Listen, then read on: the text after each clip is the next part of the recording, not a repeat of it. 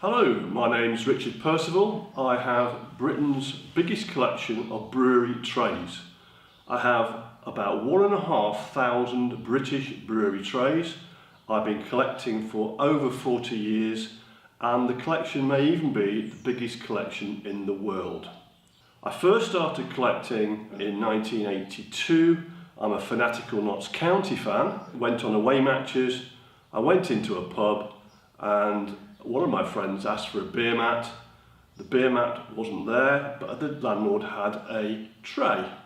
The guy didn't want the tray, so I took the tray and it all started from there. Over 40 years later, I have on display in this converted garage 300 pre-World War trays.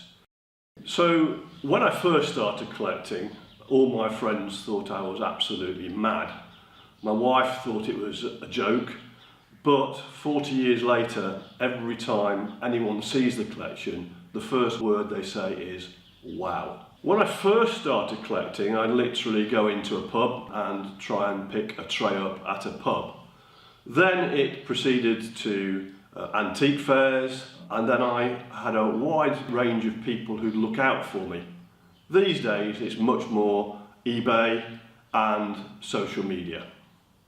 So here's a tray from George Shaw, who were based in Lee in Greater Manchester.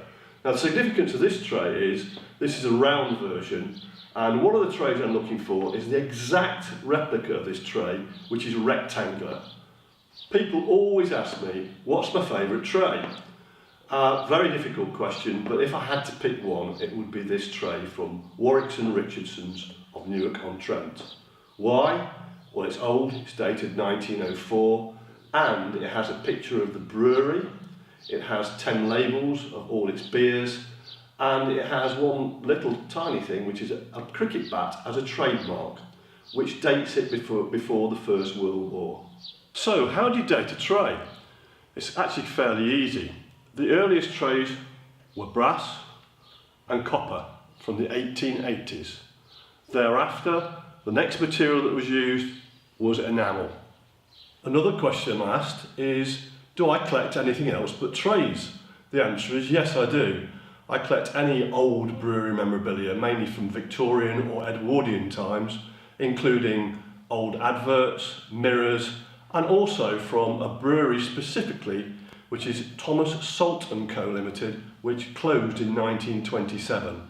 And here is a lovely example of a mirror from around 1900 from the Salts Brewery. So I'm asked, how long am I going to do this for? How long's the hobby?